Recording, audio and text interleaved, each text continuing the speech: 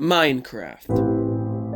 And while thus you start to explore the area of your surroundings, you start to think if you're gonna build something. You then chop down some wood and get wood from it. But what if those blocks were absolutely nothing to you? What if breaking blocks didn't drop the intended item to be dropped? Well, I present to you, can you beat Minecraft with no tile drops? Well, I did a full run to show you, and the answer may surprise. But as always, before we start, let's go to the rules. Rule 1, since I have no modification if tile drops is on or off, I will show you every single block I break to prove that it is off. And Rule 2, I must defeat the Ender Dragon. There is a reason why this rule specifically changed, and if you can figure it out, well then you're cool. And like the last run I did, I had to use multiple saves to get the right perfect run, but that only happens more frequently to the end game where we find the stronghold. And well, let's get into it already.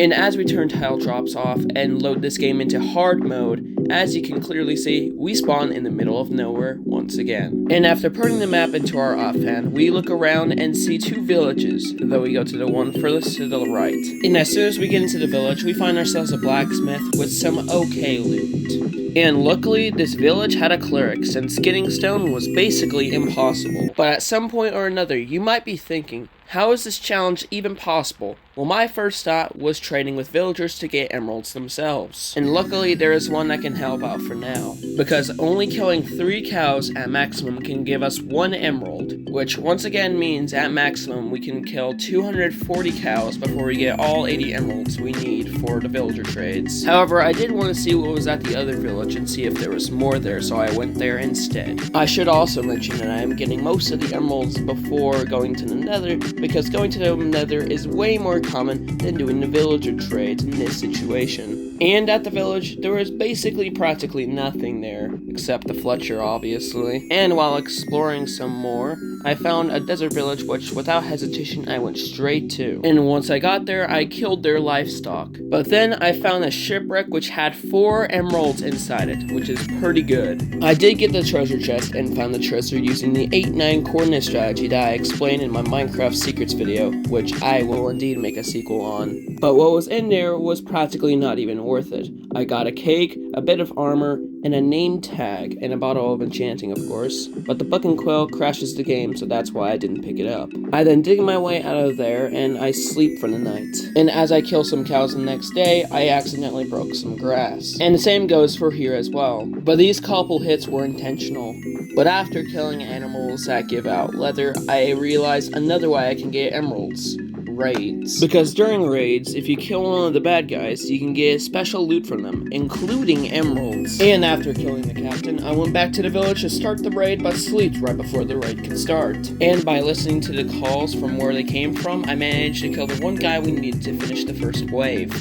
And since the second wave started, I killed the first guy, which gave me an interesting sword, and the second guy died to an iron golem. The second guy thankfully dropped an emerald. Wave 3 had 3 bad guys, and the first one dropped some better armor. The second one dropped some emeralds I have yet to collect, and the third one was killed by the iron golem. The guy that died though did drop a decent amount of emeralds, though it's from here on out that I'll just report the waves by default and not talk about any of the other guys. When I completed the 4th round, I didn't get any more emeralds but did get full gear. In the 5th wave I died, and got a couple emeralds in my first enchanted iron boots, which allowed me to walk on water, freezing them into ice. The 6th wave only had 3 guys, got 3 emeralds from it and another totem of undying, and afterwards I went to sleep. However, the 7th wave was the most hardest of them all, and I did die a couple times due to the vexes. But after completing the 7th wave, I finally got hero of the village.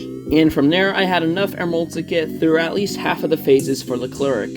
From there, I attempted something that would indeed waste my time in the end and would not be worth it, which would be to trap him to make sure he doesn't die. Unfortunately though, he needs to be right at his job in order to refill, which is figured out by the next day. The next day I found a shipwreck and I wanted to dig inside it just to get the loot out of it. Unfortunately, the chest is blocked by a stone block, and after getting the treasure map, I eventually figured out that I could just break the chest that the loot was in. And after that, I got in touch with a horse that would carry me along my journey real well, especially with the diamond horse armor that I got from one of the chests earlier. And going back to the cleric, as you can see, he's not available to trade again, so I did indeed break the dirt.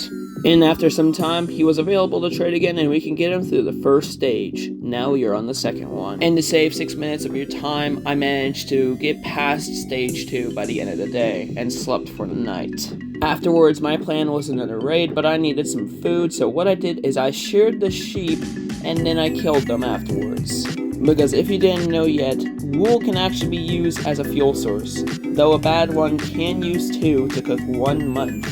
And after getting a lot of wool, I managed to get to the furnaces where I would smelt and or cook the food. I also got further into the cleric stages, collected some of my food, and trading for 1 emerald, I have finished stage 3 and am ready to get all the ender pearls needed. As of right now, we only got 2, or so you'd think. So now we have 3. However, it was from here on out that I wanted to do another raid. And since there was no captain there, I looted their base and found a crossbow and some wood. Finally, at least. However, the next pillager tower I saw was glitched inside of a village. And thankfully, after killing the pillager captain, we can head over to the nearest village uninvaded with a pillager tower or so to go start another raid. I then quickly decided to sleep before we could kill some bad guys. The first wave gave me an enchanted crossbow and an iron sword. The second wave was short and only gave me another pair of pants and only 1 more emerald. However, it's only really good to mention that this crossbow that's enchanted has piercing, which means it can go through mobs very easily without having the arrow to disappear. However, in the third wave, we got 5 emeralds and an enchanted book with Death Strider 2. This wave was probably the shortest of all and only had 1 pillager and 1 witch and only gave me a couple extra arrows and some witch loot. However, grades do have a small chance to glitch up, making this round impossible, so what we did finish up with is getting a couple more emeralds. And with the amount of emeralds we have, we only need 45 just to finish the ender pearl trades. We also got a pickaxe and another axe, but only 12 emeralds from that raid alone. However, somehow I was able to get the captain up here and managed to kill it with an interesting trick up my sleeve.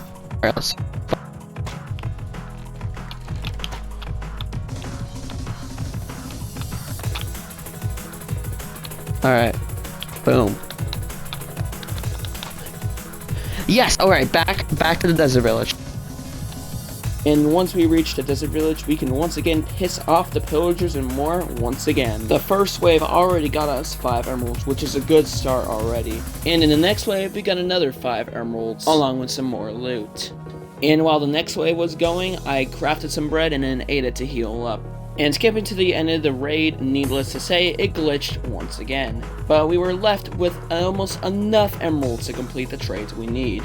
But thankfully, because of Hero of the Village, I got to get 4 ender pearls for the price of 16 emeralds rather than the 20. And if you do your math, even without Hero of the Village, we would have enough to get exactly 12 ender pearls. So the next day, I set myself out to caving until I found a lava lake, and this is where you know what Bang of Arthropods do. It makes spiders slower and does more damage. Now seriously, who even knew about that? And after doing some lava soft with the water, we freeze the water by accident, and then we take off our boots and it unfreezes, but who cares? But after messing up the water tidbit, I broke some blocks to get access to more lava, and to go from there to finish the portal. From there, I used an obsessive amount of wood to light the portal up to go to the nether. This is where things get dark. Because this nether spawn you'd expect would be at the nether fortress, right? Well, it is, but it's not the nether fortress you think it is. We are at rock bottom, on lava level. And after looking around, there was only one way back, and we were on the incorrect side. So what we had to do was swim through the lava. And from there, I take a big leap to go to that platform over there. But unfortunately, halfway through, we use another totem. And after breaking some part of the wall of that, we finally reach our ground. And now, with no food, we must traverse through the nether, get all the blaze rods, and find a way back to the portal.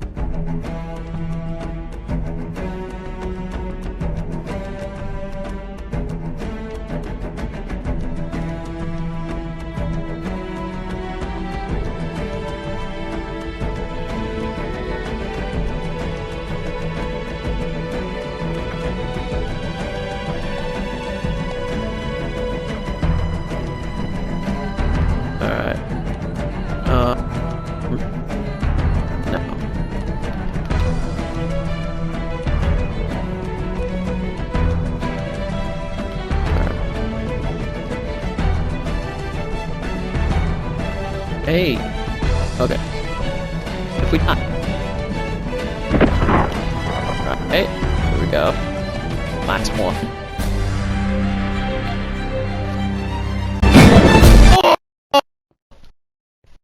And after heading back through the portal, we dig back up to the surface just to get some food, because we were really close to losing our life because of hunger. And after over 20 minutes of getting ready to fight the Ender Dragon, we finally got the last piece of the puzzle before we started to find the stronghold. And when we do find the End stronghold, we figure out that it is indeed a 2-eye, which is a 1% chance, thus making us be able to fill the entire portal without having to worry about losing a single eye. And now is a chance to defeat this game without tiles at all. This was really hard, so I want you to enjoy this run.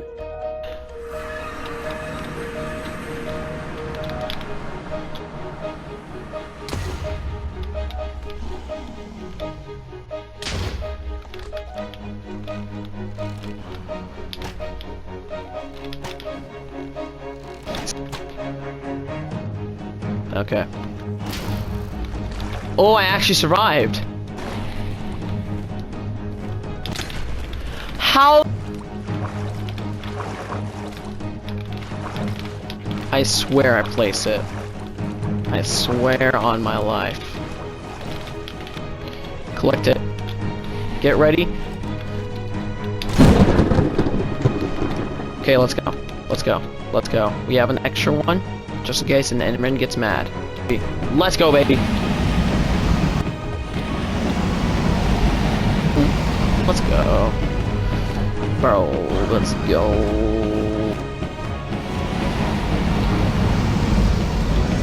And let's go. The final couple blows is all we can show before completing the no tile run!